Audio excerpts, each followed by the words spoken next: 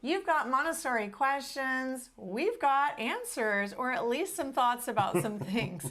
So today we're going to tackle both some of the most common concerns that parents ask us when they first come to Child of the Redwoods, and we've got questions from members as well. That's right. So if you've ever thought, what if I don't have all the materials, or how do I know if my child is ready? You're not alone. These are the exact kinds of questions we hear all the time, again and again, and have for years and years. Yep.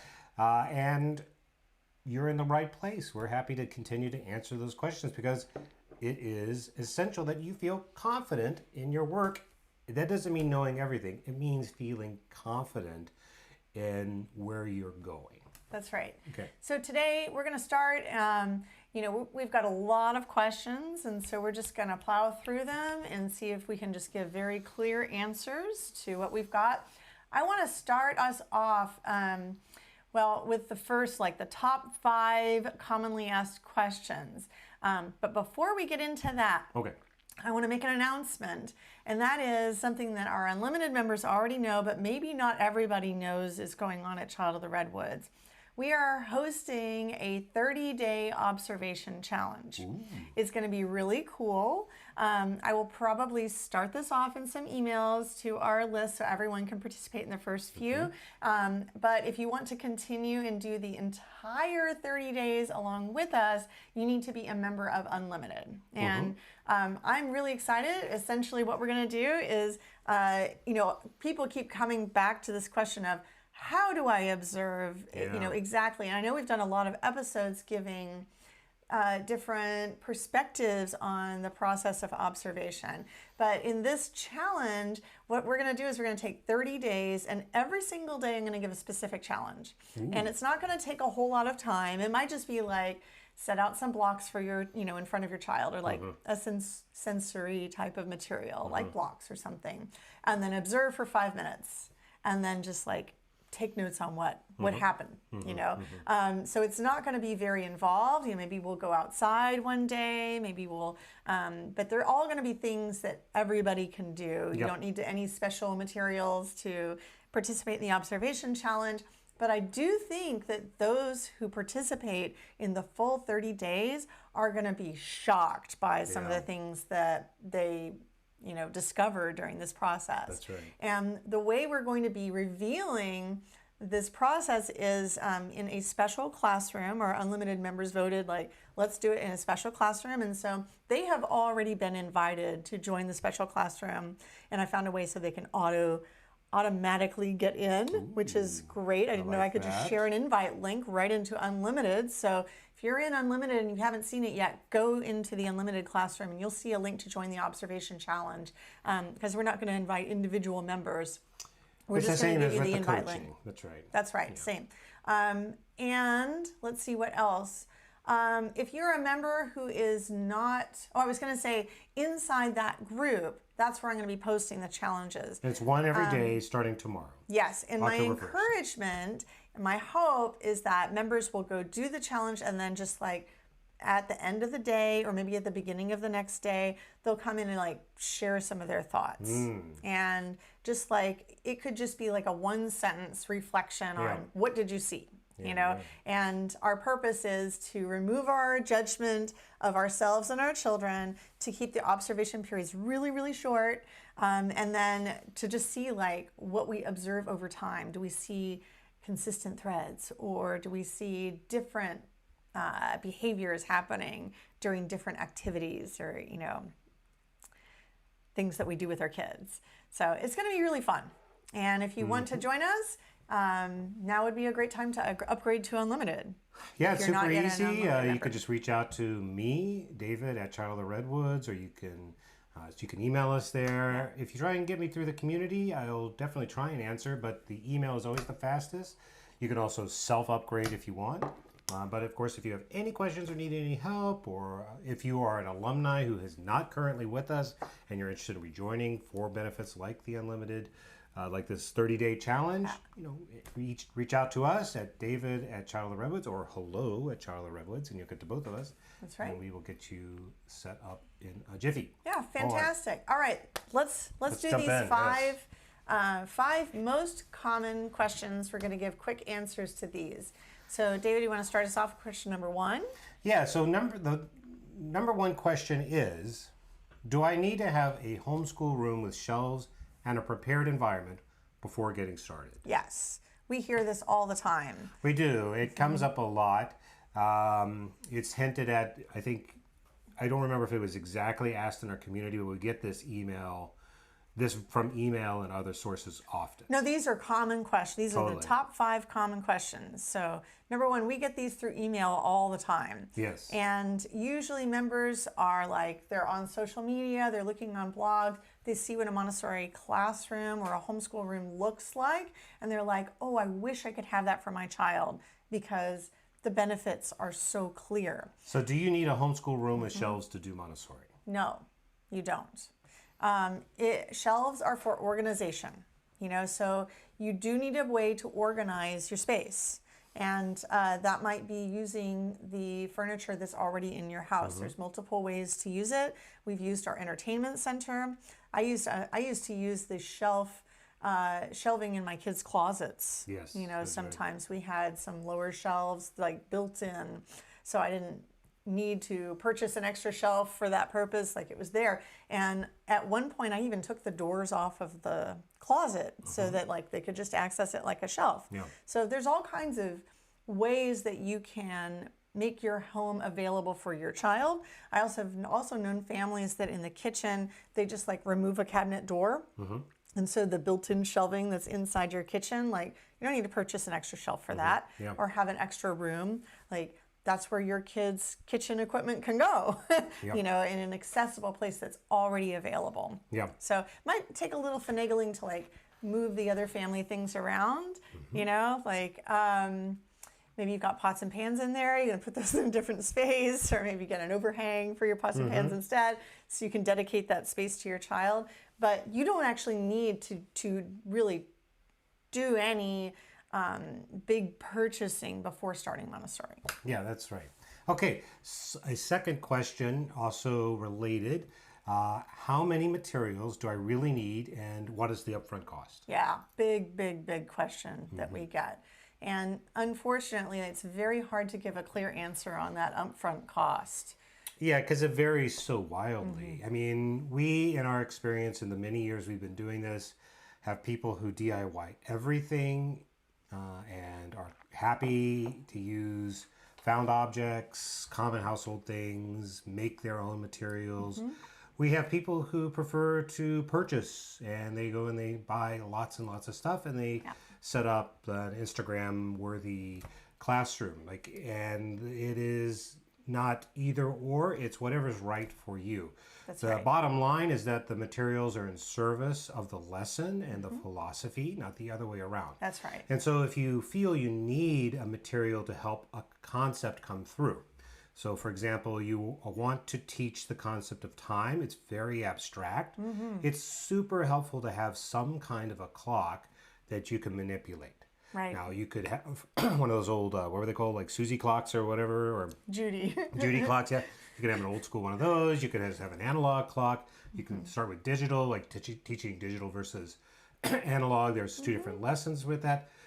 You could draw a picture of it. You could draw a circle and then make the little hands move with popsicle sticks.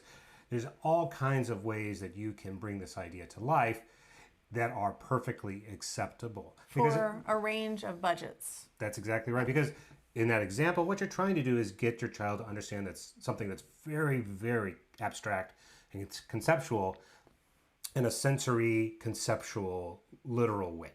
And so that is always the purpose of the materials. Some materials, like the Pink Tower, have these really beautiful built-in control of error qualities that are naturally nice to have and beneficial, but it's not necessary because, again, what you're doing with something like the Pink Tower is you're speaking to the sensitivity to order, and you're teaching about size differences, and there's other ways you can do that. Like That's right.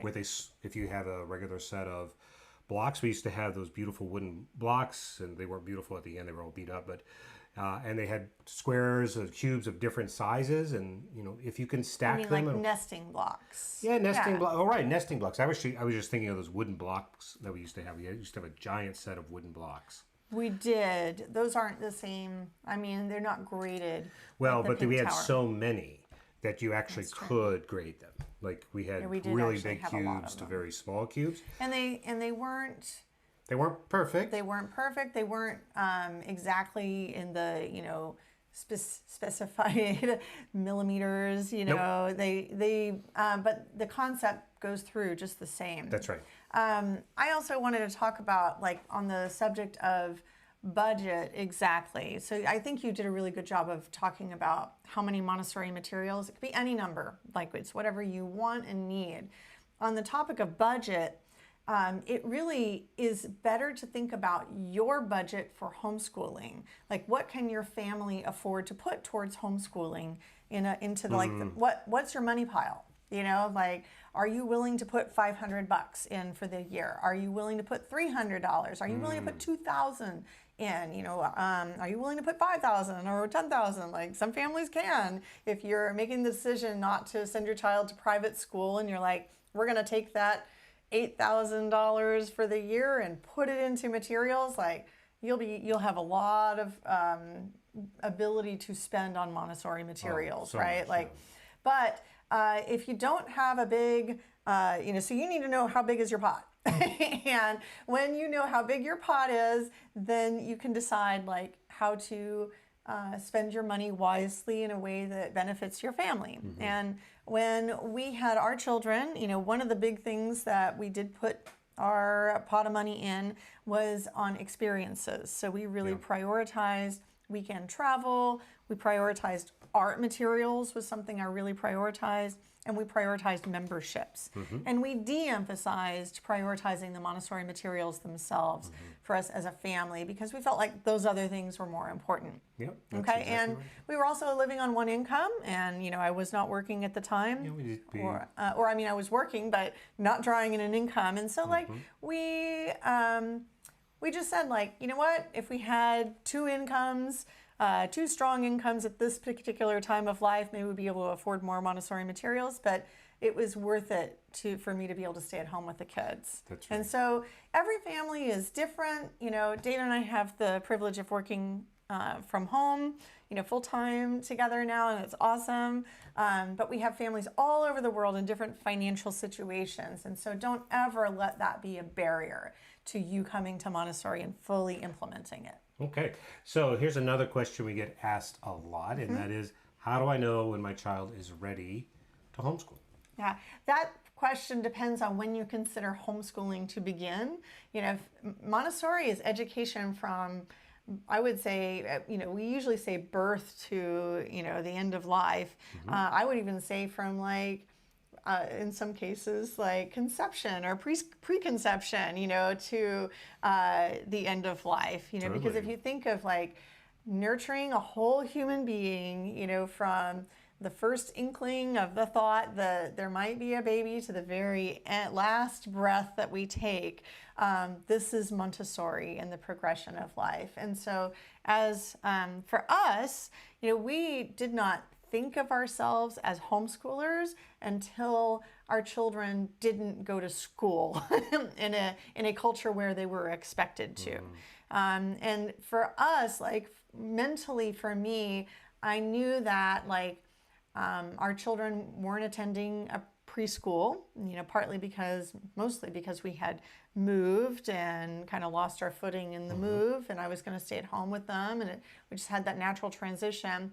But really, like, the point came where I was attending homeschool groups with our young preschool age children, and the parents that I met there were like, we're homeschoolers. And, if you're keeping your kids at home during these preschool years, then you're homeschooling as well. And it was kind of like it was like a new awareness for me, like I am homeschooling, what does this really look like? And then by the time we actually had to enroll our child in, or we had to, like, decline wanted to send a letter that said, we're homeschooling our kid. That wasn't until kindergarten. And kindergarten was required in Virginia, where we were. It's not required in the state of California, so every state is a little bit different. But I think once we reached that kindergarten state and our kid was like 5 years old, I knew that we were making a significantly different choice than many other families. That was just definitely like, now we're really homeschooling. But if you think about it conceptually, homeschooling just begins, whenever you're thinking of your child being educated in any form. Yeah, I like that.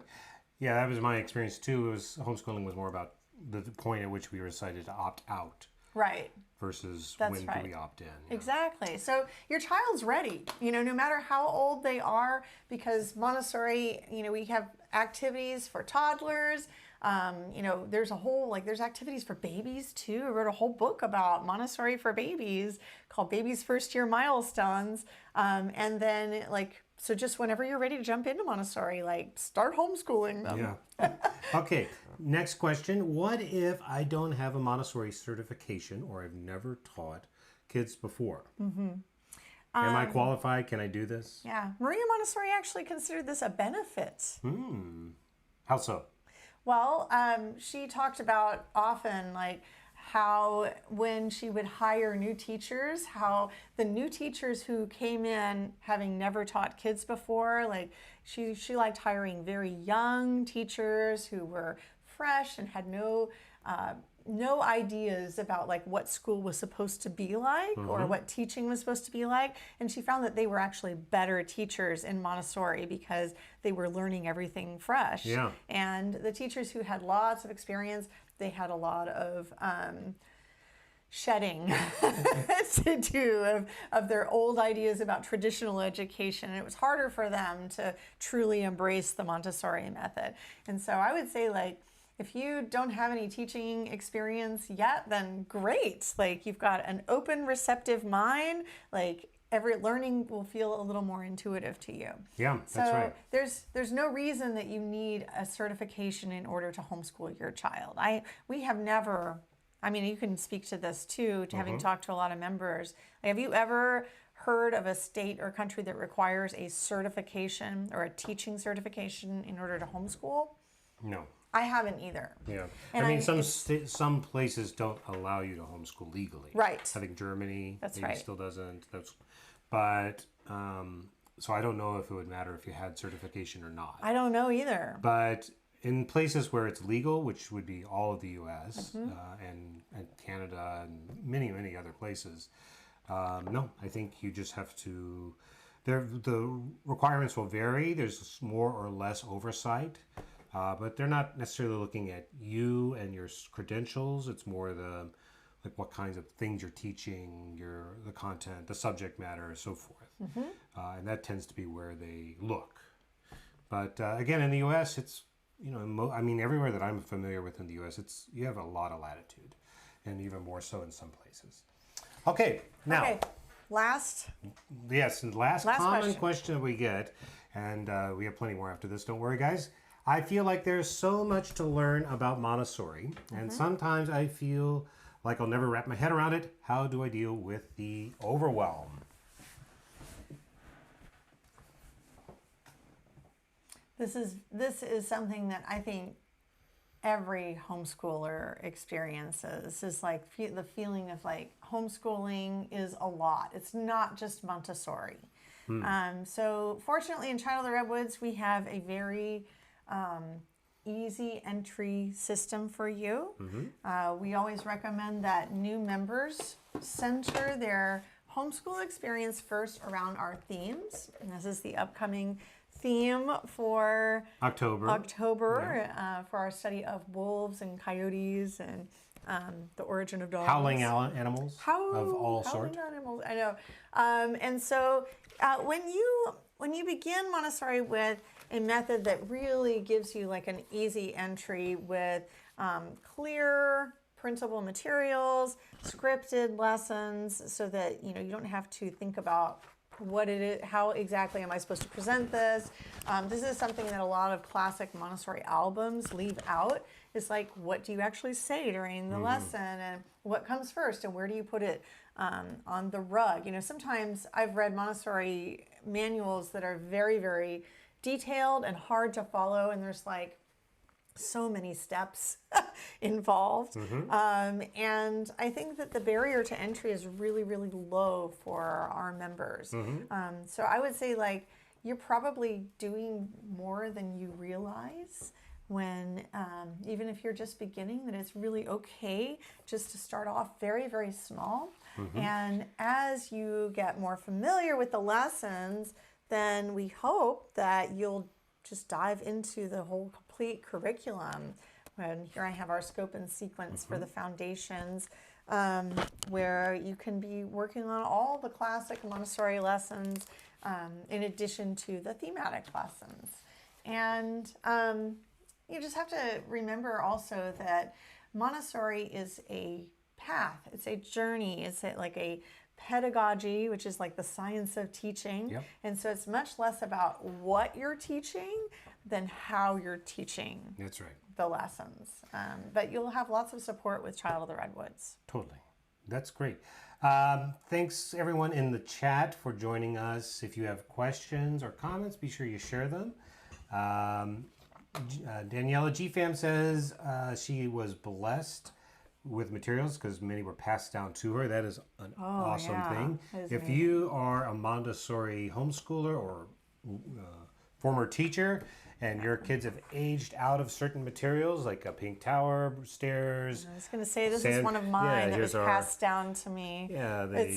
It's not the most beautiful sand and water globe that I've ever seen. And in fact, most of the sand is worn away from many little fingers touching it. But those passed down materials or used materials, it's precious. Totally. And you could do a little to beef that up. We don't have little ones anymore who are needing to learn the globe in that way. But if we did, I'd probably repaint a little bit there, or put some sandpaper on and kind of bring a little more life to it. And that's great. So if you are in a position where you have a material and you have a friend who's interested in Montessori and their child's at a different plane of development, pass those along. Share. It's a good way to be. And so that is awesome. Okay, now we have we have what? Member questions. We also have a bunch of questions from our members. Yes. So hang on. If you are live with us and we read your question out, you can give us the hi sign and wave, or you can add in. We'd love to talk. Okay, so do you want to find us our first? No, I don't want to do that first. Oh, okay. Yeah. Okay. Yes. Do you want me to read them out loud? You read the others. Sure. Why don't we'll just take turns. Okay. Go ahead. Our first question is about Math Minute, which is a concept that we teach in the lower elementary foundations course. Yes. That really, the origin of which I learned in my when I was teaching second and third graders at this really awesome, non-Montessori, but totally constructivist school. We did Math Minute every single day with the kids. So this question is, where can I find problems to do a Math Minute with my kids? Yeah, that's a great question. So I know that the person who asked the question mentioned maybe workbooks, Chat GPT, or something like that. I mean, there's all kinds of ways. We try and publish Math Minute type questions every month as a part of the pack. So if you're in our community, as this member obviously is, then I would say use the cards we have here. You can also just make up on your own variations of them because they follow a kind of a simple format. So for example, this question says a pack of red wolves is 2/3 as large as a pack of 12 gray wolves. How many red wolves are in the pack? So this is a fraction, it's a division question. You could do a variation on this. You could just ask if a pack of red wolves is half as large as a pack of 15 gray, or let's say 16 gray wolves, how many red wolves are there? Right? It's a variation. That's right. It's just as good. And the way you might do this is you might read the question and solve it first, and then you might just ask, but what if there were 18 wolves? That's a good way to do it. Or, but what if there were 20 wolves? And so these word problems can just be iterated on. Now, something, I don't know if you saw that our members have been having a lot of fun with these word problems. No. So what they have been doing, and this is total member genius, so I don't know who did this, I don't know who had this idea first, but it's been reduplicated many times in our community. Everybody's doing it, so maybe you should too. Our members are cutting out these word problems, and then they're putting them in a box, like a tissue box or a stereognostic mystery bag type of thing. Oh, that's a great idea. And then they're pulling them out, every day to do the math minute. And this can be as easy as just getting a like a bag, like, I don't know, get like I was going to say like a cloth grocery sack you could use, or you could use, I really love just collecting little cloth bags. But they were putting them inside, or you could do it with a tissue box too, and just rip open the top. I used to do that in classroom a lot. And then your child just reaches in and pulls one. And I don't know why, but like they're having tons of fun with it. I would say that especially if you're into the U.S. seasonal holidays, you can also lean into that. I could imagine a little pumpkin candy trick-or-treat. Oh, yeah. It would be fun to trade out. Yeah. I would definitely think about trading out your containers as well. Yeah. We used to, I don't know if anyone still uses coffee cans anymore. Probably some of us do. We tend to get our beans from like a little coffee roaster. Yeah, like in bags. So I haven't used coffee tins in a long time, but those are so useful. I used to love them in the classroom. Just make sure that the edges are not sharp if you're using that. You could also, if the edges are a little sharp, you could use like some rough sandpaper or something to try put some tape over it. Put some tape over it, yeah. Yeah, so that can be really fun, and then you could decorate it and all kinds of stuff. All right, okay. Now we have another question from the same person who asked about resistance to lessons. So she says, if I'm giving a reading and writing lesson and I'm using the movable alphabet, but I'm running into a resistance, how do I do it? So though he agrees, he'll sit down, he'll race through it, and he's proud. Is there any other way I could be doing this to make it more enticing? So he's agreeing. He's kind of fighting the urge or the direction, and then he leans into it, and then he gets really excited. So how do I help? We get that one a lot. We still face that. Yes. As parents of adults, not adults, but of teens. Yes. Almost adults who getting them into the spirit of things is a struggle. Yeah, I think, I think that she asked a really good question, which is there any other way I can be doing these lessons to make it more enticing? And I would say, it's probably not you, especially because I think she asked the second question is he's proud of his progress and he's enjoying, what's happening. It's the transition time. And so there are some things that we can do to help with those transitions, but they don't usually have anything to do with the lesson themselves. So things that have worked for us are having a special snack. During lesson time, I would often put out a little cup of goldfish or sometimes some dried fruit, try and keep it healthy for the kids. Make a little snack, bring it over, and that is a good enticer. Food always enticed our kids more than the idea of having a lesson with mom. Not very enticing, but come over for a snack, and we're also going to do this, once you start munching. Because you're kind of, the resistance is coming from the switch. Yes. And so if the switch feels more palatable, literally in this case, then it helps smooth it.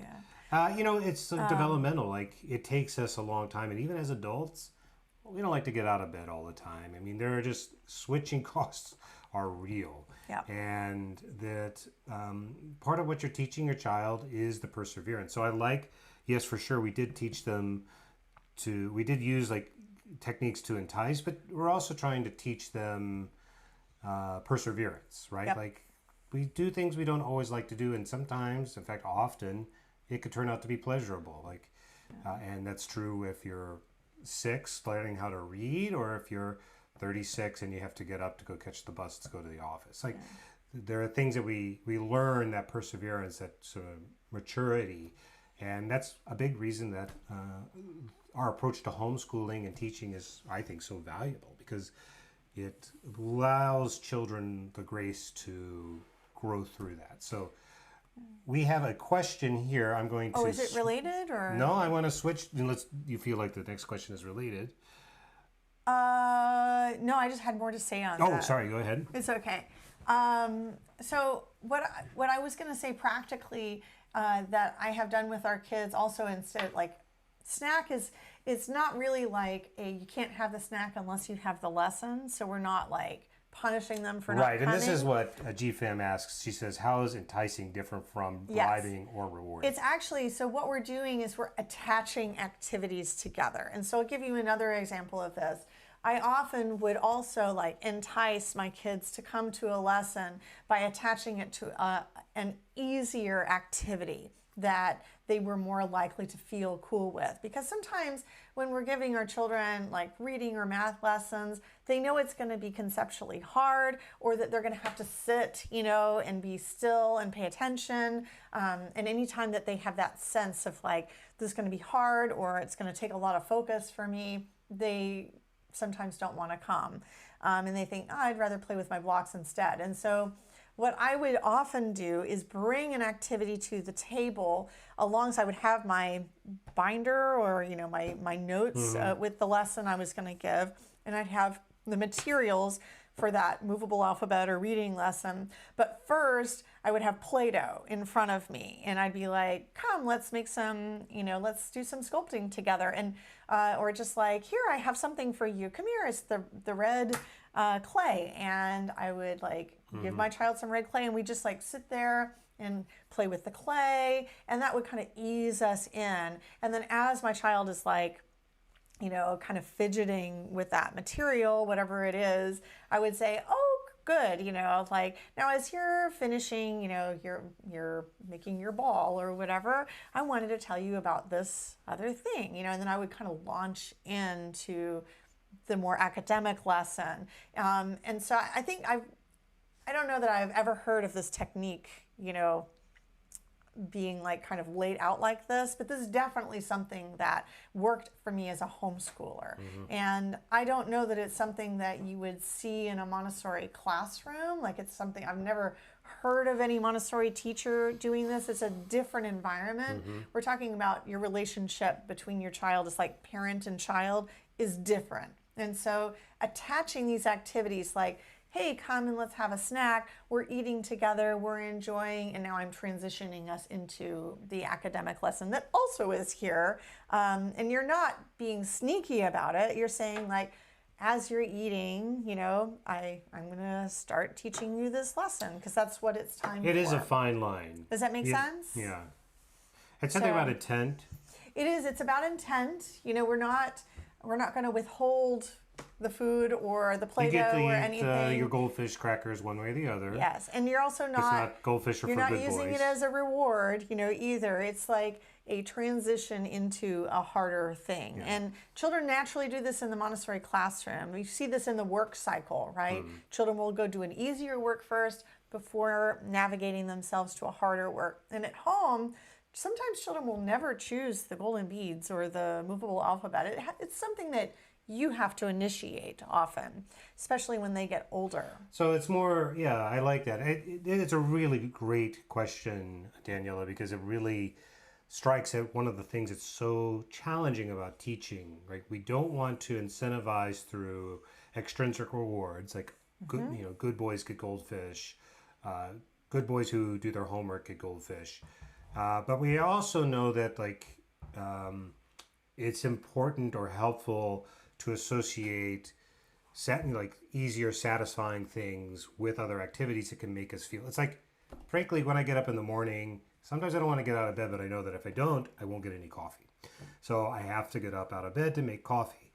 And like, am I rewarding myself? Kind of, but I'm also sort of like this is just the natural flow of things. I want my coffee. Yeah, what happens after coffee? After coffee, there's something that comes after. Like, so you're kind of anchoring yourself to that activity. That's right. But it's not like good boys get coffee. You know, coffee is for closers, as the quote is.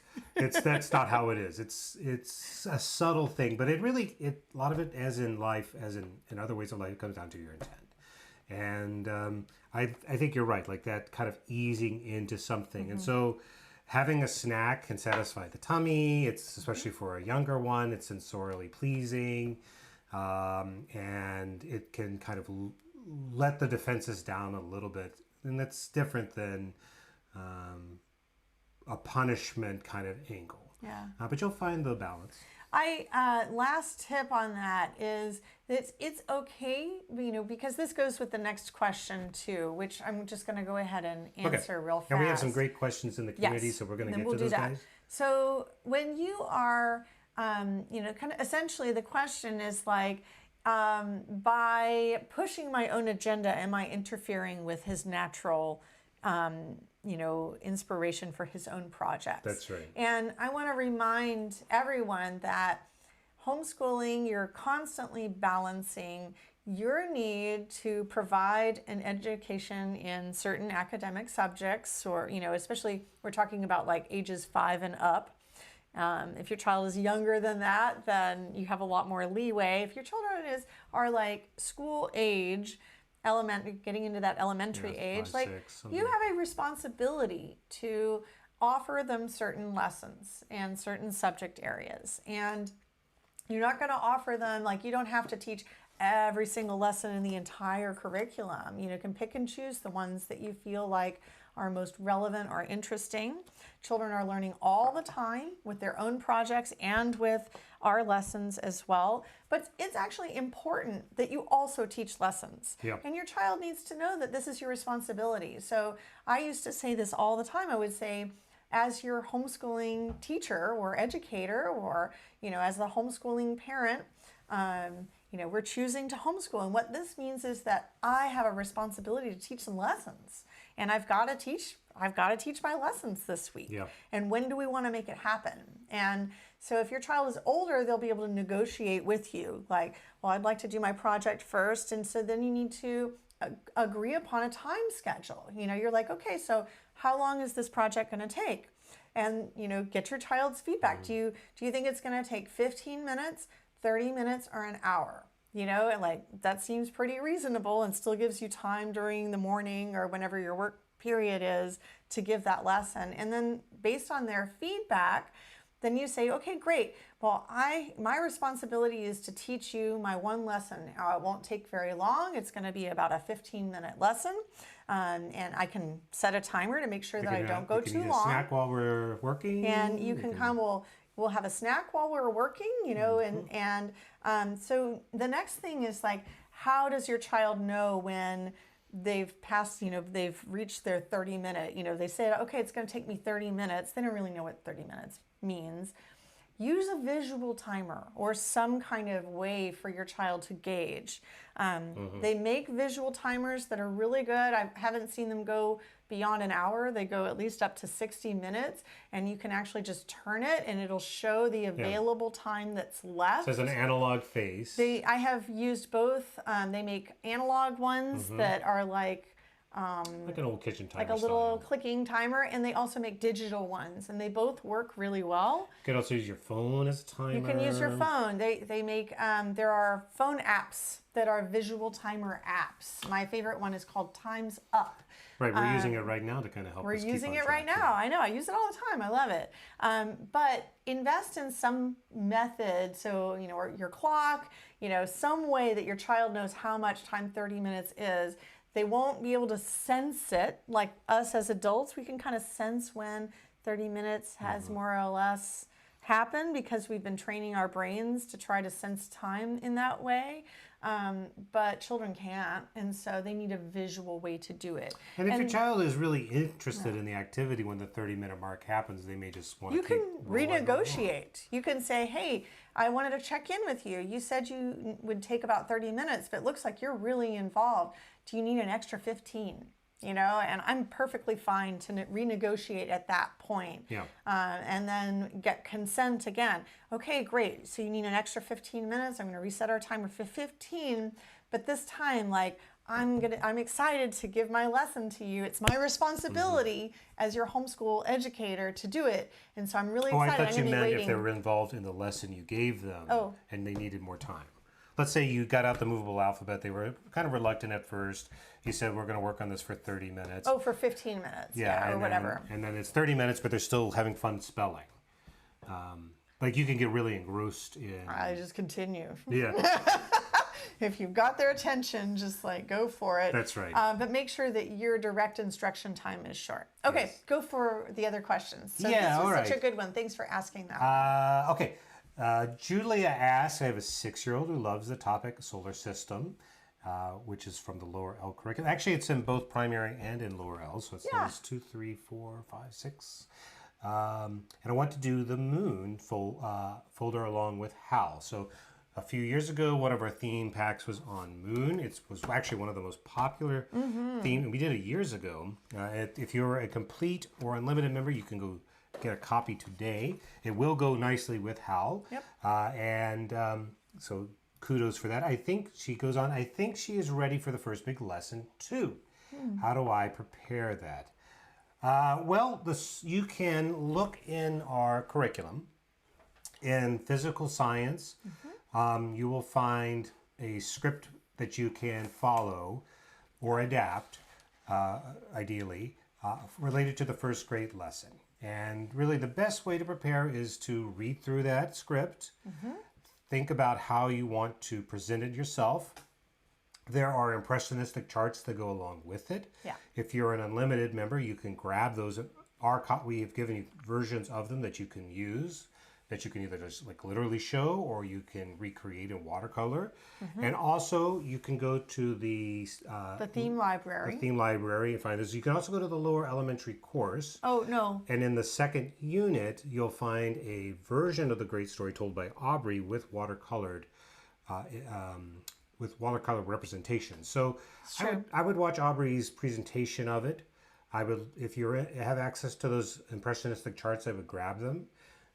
If not, you can kind of see the description of them in the book. And then I would read through the script itself and tell yourself the great story in a way that feels right to you, so that when you present it, it's natural and engaging. Yeah, don't hesitate to deviate from the script, and substitute your own words or paraphrase. So no, what I was mentioning about the theme library is the theme stellar. Available for all complete and unlimited members, and it is focused in on that first grade lesson. That's a good point. Yeah. So you and can it has use that a as well. whole. It has a version of the first grade story. So you've got plenty cards. of resources. You don't have to go outside of Child of the Redwoods and try and find, a complicated setup. People give the first grade lesson all different kinds of ways. Some like to do experiments alongside it. I personally find combining all those dramatic elements a little overwhelming, and I just prefer just a straight-on storytelling approach, like dim the lights, light a candle, and just like lean into your storytelling mode. But the cards they make a really easy entry. And they'll kind of help you pace along. Yeah. And Julia adds that she was able to grab printed those cards, which is great. This will help you. Remember, if you're in that, there's two versions. There's a black and white outline version that you can use to make your own, and then there's a color version that you could show if you wanted. But really, this is your chance to lean into your storytelling self. Tell the story to yourself a few times so that it feels natural. The goal of the first grade story and all of the great lessons is to spark wonderment in your child. Because if they're at the age where they're ready for it, then what you are seeing in them is this curiosity about big ideas. Like, where did we come from? What happened before? Where do we go next? How far is space? Like, these gigantic abstract questions will fill their minds when they're in that second plane, and that's why those stories are so captivating, and they'll ask you again and again and again, and that's what you want. You want to tell them again and again, and you want them to tell you again and again. So you'll tell them the story, and then and later you'll tell it with them, right? You'll say, well, first there was this, and then what happened? Oh, this, and blah, blah, blah. Like, yes, that's right. It looked like this. And then what happened, right? So you're kind of getting them through the story. And that's a process that'll go for the course of years. It's like teaching them a great legend or any other story. GFAM asks where the watercolor presentation is located. It's inside the Foundations of Lower Elementary course. If you go to the Foundations page, in the member site and click on Lower Elementary, it'll pop the course open. It's going to be in the second unit of that course, which is on physical science. I don't remember where in that order it is, but you'll be able to find it, and it'll be an embedded video that you can follow along. You did some watercolors for that we show off for you. I'm not watercoloring during. No, but you had watercolored them ahead of time. But I show the ones that I did. Do we have any other quick questions over here? Yes. Nikita asked, is doing two themes together a good idea? Like my child is 4 in October. Hopefully we'll be doing as per schedule. Does two themes confuse the child or us? No, it doesn't confuse them at all. I mean, if they're really excited about HOWL, which is the theme for October, it's awesome just to do HOWL.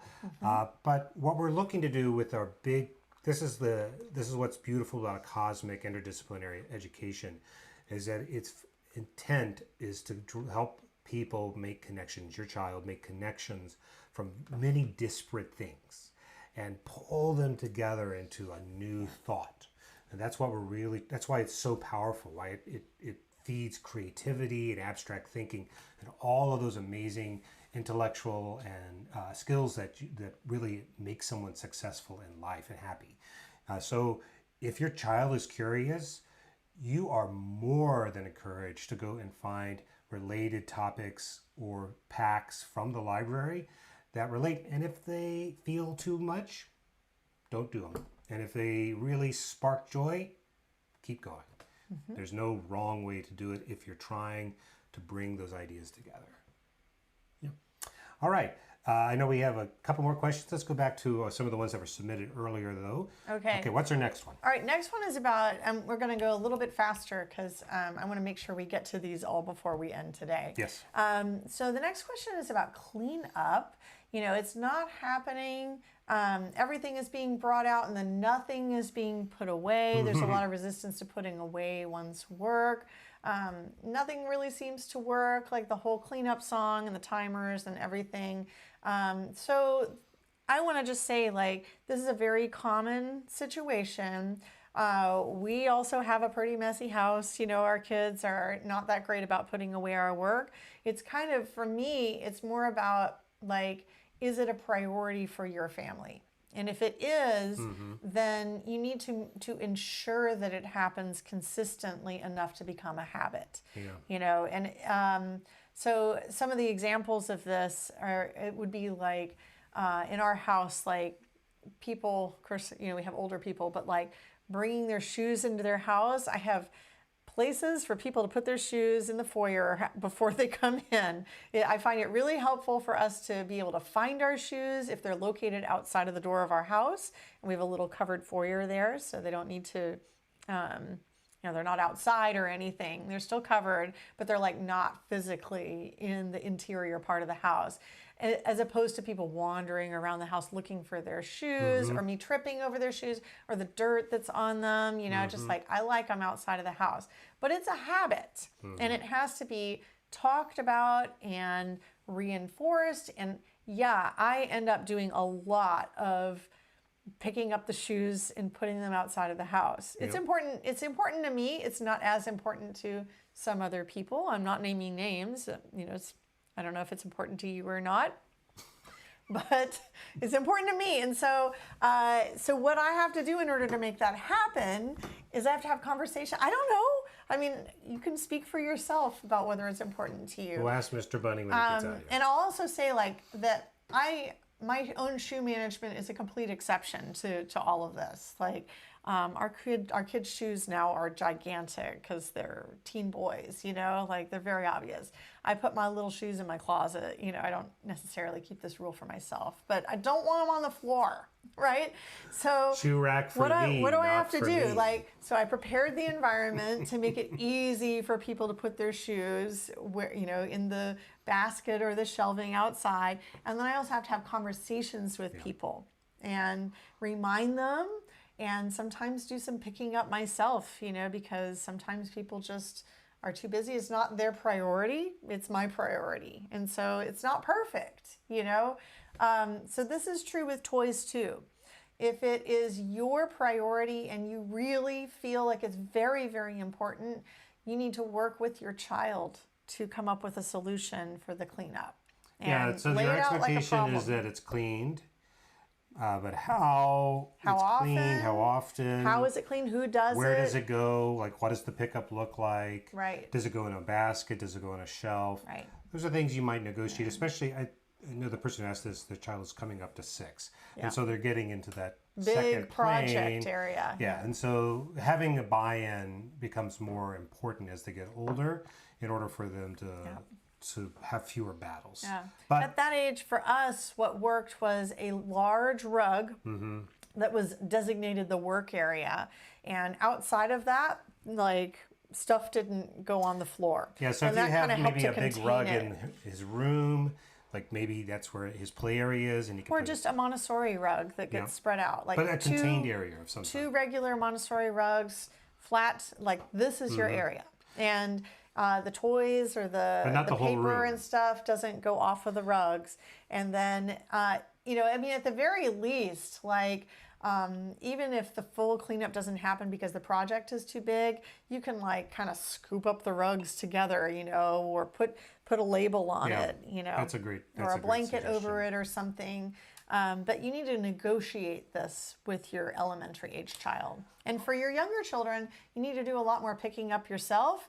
Make sure there's not too many toys in the environment, or Montessori works in the environment, and then make a habit of a consistent habit of modeling it for your child and reminding your child to do it. Hey, thanks. We have a great group out there. We've got quite a few of you out there with us. If you are enjoying the stream, give us a thumbs up. People love to see that thumbs up sign.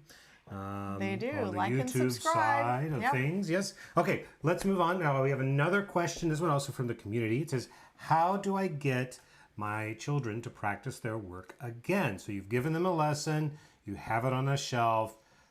How do I get them to come back to it? She says they're 5 and 3, so they're both first plane. They are interested and like the lessons, but never seem to choose the work to do it again. Is it normal? Yeah, it's normal. 100% normal. It's very normal. And the way you get your children to do works again is by modeling it with them. You can take that work right off the shelf. You model with it more often, even if it's boring to you. Take it off the shelf, do it again yourself, put it back on the shelf. Often children will be drawn in with interest again if you're modeling the repeated use yourself. That's right. And that is actually how children repeat work in the Montessori classroom too. They'll be carrying their dish to the sink, and on their way, they'll pass a child doing the golden beads, a child doing a practical life work, a child doing a multiplication board. They'll see these things as they're carrying their work or doing their own work, and it'll remind them. They'll be like, oh, I'd like to do that, or I see somebody doing it.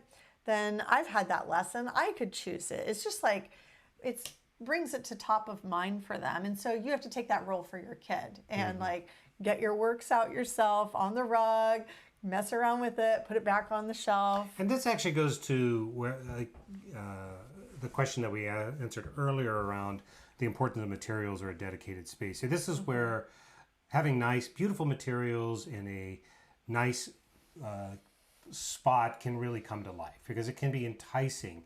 And then if you mix that with the modeling, which is essential, it's, that's where you're going to help kind of bring people back in.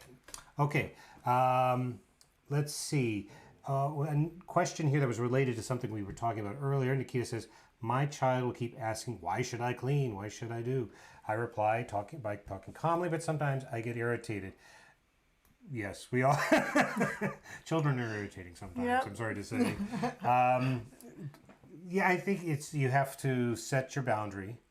If this is like Aubrey gave the example with the shoes.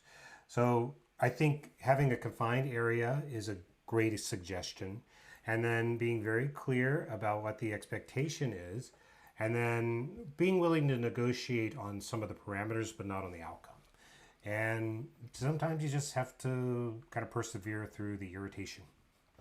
Battles of will are just common with kids. Yeah. And it's tough. Hang in there. Okay. All right. I want you to answer this question about how to delegate or bring alongside guiding lessons to my husband. Oh, yes. Because this is a good dad question. And I'm going to go take a break, and I'll be back in just a minute. Sure. Okay. So the question is, how do I delegate or bring along guided lessons for my husband? He's willing, but doesn't have all the Montessori experience. I don't want to bombard him with the details, but I also want to set him up for success. That's a really good question. Our philosophy would be that the intent and the effort are worth a lot. None of us are going to give the lesson perfectly. So it actually kind of goes back to the whole thing with how do you get your children to clean. It's the same way that you work with adults. Like, what are your bottom lines that you're really invested in? And then where are you willing to negotiate? So, for example, if your husband, me, let's say I was certainly in this position. So Aubrey wants me to use, let's say years ago, I didn't really understand how to use the beads. There was just like, there's lots of good ways to do it. It didn't happen until later that I kind of got the idea of the magic of the golden beads. How do you get along? Well, her expectation was the materials will help our son, understand this conceptually. And you don't necessarily have to give the lesson precisely. You don't have to follow the exact order, but the purpose of the beads is to help make something that's very conceptual into something that's literal. And if you start with that is like my bottom line is try to use the beads to help facilitate the learning. From there, success will come. And from that success, more curiosity and more openness. And that's what happened with me. It's what happens with most of us, right? It's also what's happening with your little ones when they are reluctant or nervous to try something new. We think there's a lot of difference between kids and adults. And the fact is, in some regards there are, in a lot of regards there are not. A lot of the things that hang up kids are the same thing that hang up adults. So have a lot of grace. Just be excited about the fact that you have a partner who wants to join you on the journey. Give them little bits of information, like we're going to use these beads, we're going to use this pink tower, we're going to use the movable alphabet, we're going to use the sandpaper letters. One little concept for him to practice with. And then over time, as he gets interested or curious, or even if he doesn't, that's okay too. But over time, he will become more comfortable with that material. And like I said, either gets so excited he wants to learn more and more and more, and then becomes bought into the method, or just is happy to do what he was given before him and doesn't necessarily progress beyond. But his willingness, his desire to participate in the learning is awesome. And just a little bit of support with just maybe one or two core concepts is where I would go. What would you add? Well, I would add that, I don't know if you talked about this, but the thematic lessons are scripted and easy for the purpose of the parent who doesn't know anything about Montessori yet. And so you could, if you were willing That's great. To do the pre-work and say, get the cards ready, you could just stick these in a little folder with the lesson, and he should be pretty successful, and through that practice of using the scripted lessons and the materials, he will learn the Montessori method. True. Like it's the same for you, right? Like for anyone you're who's going to learn in. by doing. Yeah, you're going to learn by doing, and that's a great point. So I would say, like, don't hesitate. Like, give him things that are already set up for success, and everything in our thematic units are like really an easy entry, I think. That's a better answer. Do what she said. No, it's not. It's not. Okay, so we have some questions here, and again, if you have questions in the community, in the chat, just pop them in there. A few questions here that are more philosophical, so let's kind of run through these, and we're out of time, but let's finish up here. This question is, in the world of homeschooling, unfortunately, there's the idea that if kids do more and they are constantly busy, like with play dates and lessons, then they're learning. How is the Montessori approach to this in a society that sees being busy as a badge of honor? Yeah, how do we fit in Montessori in the culture that we're in? Well, it's not unique to Montessori. It's my first thing. It is You mean just like the slow living community vibe? No, just it's true everywhere, like in all forms of education, right? I don't know what you mean. I mean that I guess I'm agreeing with her, and it's not just a homeschooling problem. Like you see it all over the place. We equate. Oh, I see. Yeah. Time spent. No, it is. You're right. Outcomes. It's in the workplace. It's just in our lives in general. Yeah. My visualization of how this worked for our family was, I imagine, and I know this sounds really silly, I've talked to David about it many times, and he always looks at me like, okay, like if this is what works for you. But when I had our little children, and like everyone was enrolling in all the things, and you do kind of get there when your kids get older, your life gets a lot busier. Like trucking your kids around, they just need to be out more as part of that upper elementary experience in a big way. But when they were little, I just felt like the visualization of like everyone else is like running through air, and we're like trying to run through maple syrup or molasses. Like that's the speed we're at. How you could stick a spoon into an empty cup, and it'll just like you just like ding it around anywhere you like, but put a very viscous liquid in there like honey, like try and stir honey with a spoon, and what's going to happen is lots of resistance. So you're actually the one resisting.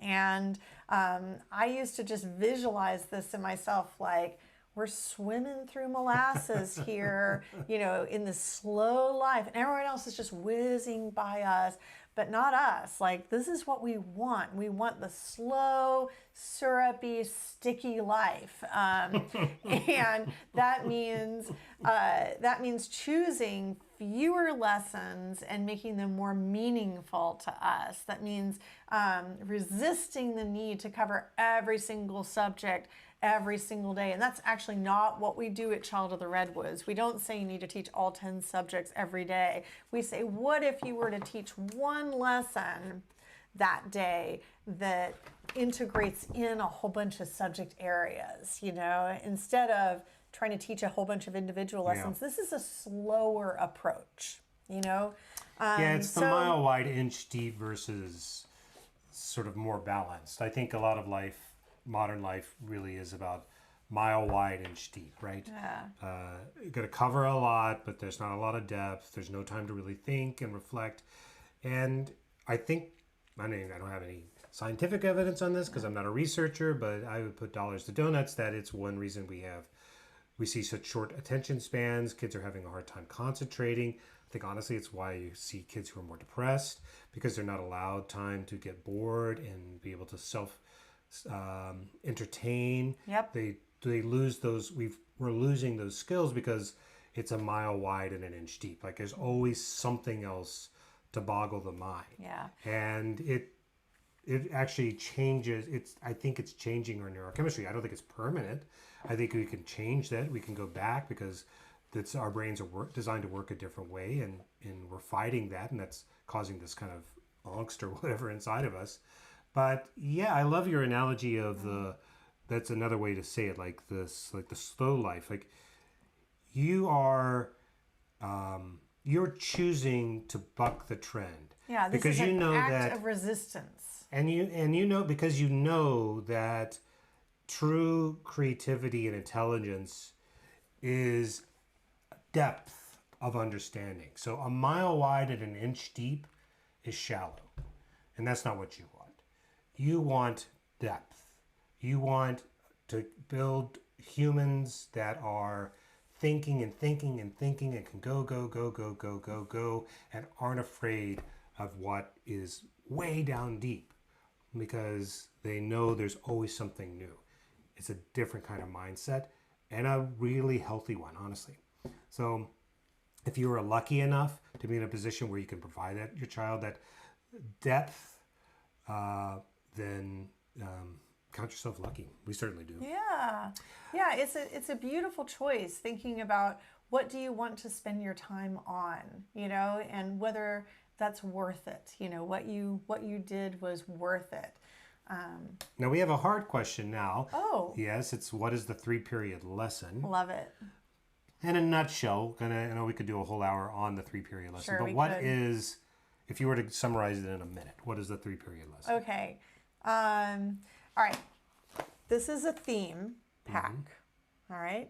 Point to the theme pack. Give me the theme pack.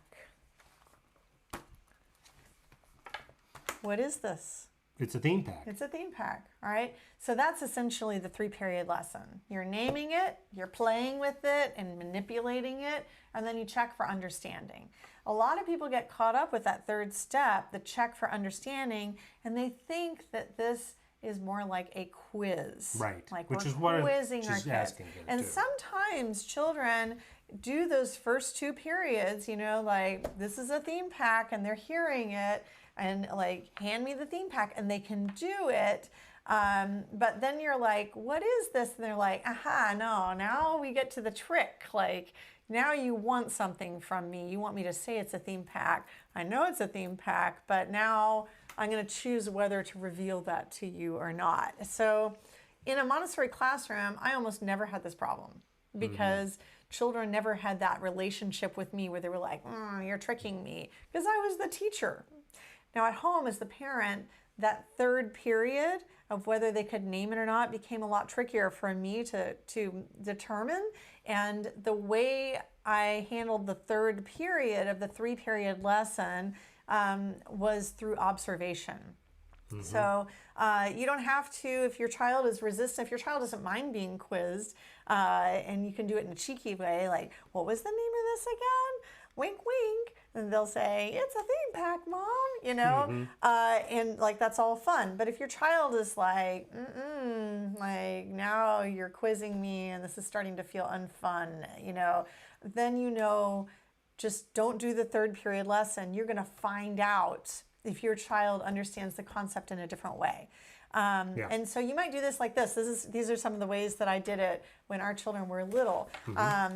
You would come home and I'd be like, oh, remember that thing that we did earlier or that we were playing with? Did you want to go show that to Daddy? What was that? And they'd be like, it was the theme pack, Mommy. And I'd be like, okay, third period check, or like they would teach that lesson to him. I would say, oh, did you want to show that to Daddy? And they'd be like, Daddy, this is a theme pack and it blah, blah, blah, blah, blah. And I'm like, okay, yeah, didn't even have to quiz because like just the natural interaction of watching them explain something to someone else, I know that they've got it. I don't have to quiz them on it, So I relied more on those methods then I relied on that third period, just like the actual quiz part. Yeah, and this is because part of the question she asks is how is it different than a quiz? Yeah. And that it is that we're trying to look for signs of authentic understanding. Expression, yeah. Yeah, and like a creative use. So we talk about the DEB method here. So that's discovery, exploration, and building. And so building would be... It would be like the third part. That's right. Yeah. It's like they can use what they've learned in a creative way.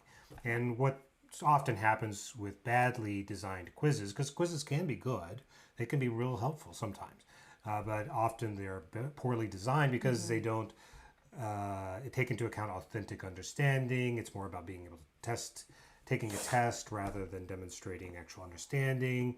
There are roads, you can memorize techniques. That's why you can get like a perfect score on the SAT and not be particularly brilliant, because you can learn how to take tests. Like you can be taught the testing techniques and they're not super reliable. And we put too much value on them in general in our educational system. And so it deprives people who just aren't naturally good with test taking or didn't have the luxury of mastering test taking skills. It deprives them of access to certain things. So there's inequity built into quizzes. It's overused for a lot of reasons. Our method, the Montessori method, is an emphasis on evaluation and assessment through creative application. So for the 3-period lesson itself, the 3 parts are you're teaching a concept, you're verbalizing it to them, and their job is to listen and take it in. So it's like the first part of the 3-period lesson is they're taking it in with their little ears, are listening to you label something for them or like explain what something is. And during the second part, they're getting the tactile sensation. So it's a hands-on expression of it. So some children can point to something, like often in the learning process, they will stay in that second period for a while and they'll be able to point to things that you verbalize to them. You'll say, point to the square or point to the circle, and they'll be able to do it. But you'll say, like, what is the shape? And they won't be able to express it. It's just like, it's a way of you assessing where they are in that stage of learning. Yeah. And if you are assessing that, like, they're not able to express what it is verbally, then they just need more practice with that tactile hands-on. Yep. And so every good lesson ends with some kind of assessment. Yep. And it doesn't have to be a written test or a quiz. It can be as simple as an observation. Yep. And that observation can happen immediately, as in the case of, it's useful to do this with, if you're introducing a whole bunch of like sandpaper letters, like it's very useful to know which ones they've retained, which ones they need more practice on. Or with these bigger concepts, like say the first grade lesson, your observation and assessment of their knowledge might come over a long it might be like a few months later. You're checking their understanding to see how much they retained on it. Yep, that's right. Another great question. Let's skip to number 4 because we're really we're past time, and I don't want to spend more than 10 minutes. Sure. Okay. Both of you being educators with all your experience and passion for learning and teaching, do you consider being Montessorians being key to all your homeschooling success? So what is the value of Montessori to our success with our homeschool? I don't think it's the key. Yeah. I don't know. This is a really great question. I mean, I think Montessori is amazing as a method of education. It definitely has been the spine of our approach in parenting and with our children.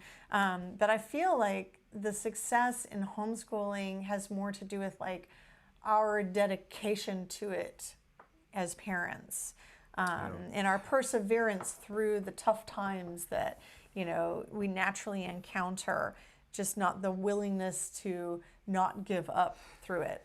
For me, the answer is this weekend we were at an event where we saw lots of families, and we were standing in line, and there was a little girl in front of us at one point, and she started singing a song like Halloween time, or something. I don't remember. She was like 5 or 6 or something like that. And I would thought like, well, that's what we teach them to do in the curriculum, like make up songs, sing songs. Nobody was telling her to do that. She was just happy singing a little song in line. And what the connection that popped in my mind was that Montessori is permission to allow us to let children develop the way they need to develop. That Montessori is just naming, and it's like a shield. Like we talked about this earlier in it, like how do you stand up against sort of like a tide? And I said earlier, like choosing to homeschool became more about opting out than opting in. Like I'm going to opt out of sending my kids to private school or public school. Yeah. I'm going to opt out of following the norm.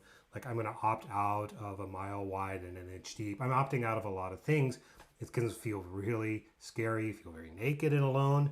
Montessori is like a cloak you can put on that says, no, no, no, this is actually research-backed. It's been working for 100 years.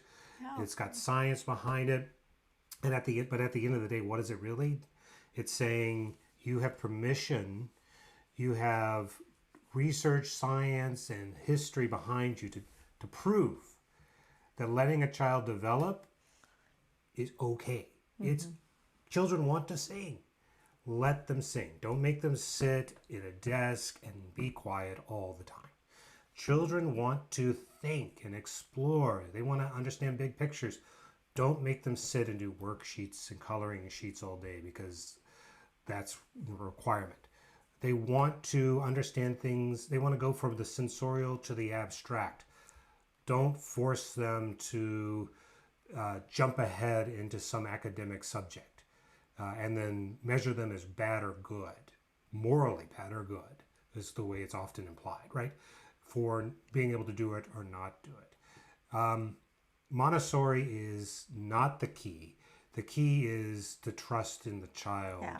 And Montessori is the framework that gives us the resource, the armor, the intent that makes it happen. Yeah, I have known a lot of homeschooling families, but actually very few Montessori homeschooling families in real life. Yeah. You know, in my personal experience, I've known homeschooling families who embrace a classical education, who are into Charlotte Mason, who really love Waldorf, who consider themselves eclectic and, use a variety of curriculum. But the ones that are, I would consider successful, all prioritize the relationship that they have with their child, and they all value the natural stages of learning that their children are in, no matter what we call it on top. I like your idea of thinking of it as a Montessori cloak, or a way we see the child in Montessori gives us, I think it's like, it's like a fast track. It shoots us there real fast. We can look at a child and think, from the Montessori perspective, what is this? Yeah. And I feel like we can sometimes get there faster. But as terms of like homeschooling success, I don't know that Montessori specifically is the key, because I've seen success in homeschool families, but all of them like deeply respect the child. Yep. So I think that's definitely a key. Yep. All right, well, we have one final question, and this is the most important question of all. This question actually is for Mr. Bunny. Did you say Mr. Bunny? I did. Oh, boy. I did. Mr. Bunny, you got a very special question from one of the children from our members asked you a very, very special question. Well, when I don't like to clean up my room, is that the question? No, that's not the question. Well, the reason that you want to teach the three-period lesson no. That's not the question. This is actually a very personal question. Oh. Are you up for answering a personal question? Pajamas is your answer?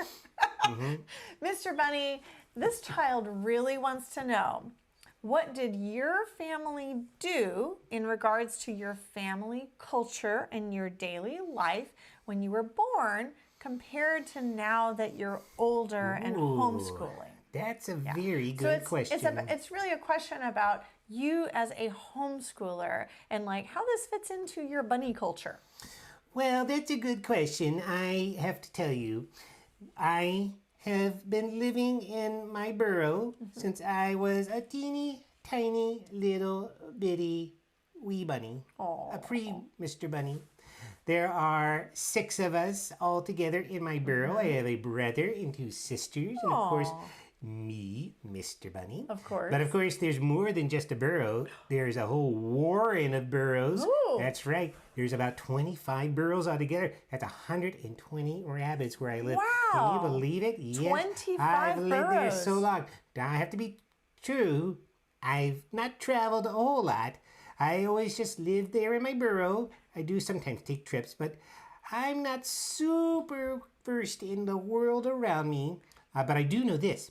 Not every rabbit that lives in my warren is the same. Oh. Sometimes they have different holidays. They do. Yeah, and sometimes they like to do different kinds of things for vacation. Oh. Yeah, sometimes they even talk a little different. Yep, they're very different. But you know what? When you get to know them, they're all kind of the same. We're all just rabbits. Yeah, and we're living together.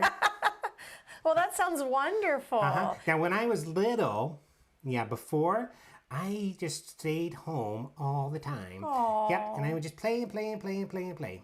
But now I'm getting older, and sometimes we do Montessori. Yeah, me and my brothers, we get together and do it. And sometimes I just do it by myself. Aww. Yeah, I like those lessons. I don't always want to do it. I'm going to be honest. Yeah. Yeah, sometimes I'm like, nah, I'd rather just munch my carrots. But once I start doing those movable alphabets, boy, it gets kind of fun. It does. You know what I like about it the most? Tell me. Well, it's really cool to learn how to read and do math like the big rabbits do, because that's what I'm going to be, a big, strong rabbit someday. You are. Yeah. Aww. Now, I heard that you are also curious about exploring the world. Now, I am also curious about the world myself. Oh, yeah. I, of course, as I said, live in my warren, in my burrow, and haven't really traveled too much, but I do love to dream about it. Sometimes I'll dream I'm a wolf in a wolf pack. Yeah. Or sometimes I'm a starfish and I'm hanging out in a tide pool. Do you and your fellow brothers and sister bunnies Yes. like to pretend play a lot? We love it. One time I pretend to be an eagle. Caw! Ah! Yeah, that's awesome. Aww. And sometimes when I meet other animals, I say, "What's it like?" And they tell me all about it, and it makes me even happier to dream about it. Oh. I love to read and sing and draw pictures too. That's one reason I like learning. That helps me learn more about all those other fun creatures. Now, let me ask you this. I don't know. Do you have any of your brothers sisters that are like baby bunnies right now? Oh, yes. Oh, you do? Yeah, there are baby bunnies in the warren for sure. Oh, well, I wanted to know, how are those babies treated in the warren? You know, in your culture, Yes. you know, how are your babies tended to, or, you know, in order for you to grow up to be a big and strong adult bunny? Well, you got to take care of those little bunnies. They're not very strong when they're first born. They're kind of teeny tiny. Sometimes they don't have any hair. It's kind of strange to tell you. But you know what? If you take care of them and love them, keep them warm and safe inside the burrow, guess what? They'll get to be a Mr. Bunny. Aw, that actually doesn't sound that unsimilar from how human babies are treated. Well, we are all mammals, you know. Yeah, we're mammals. I learned that from a book.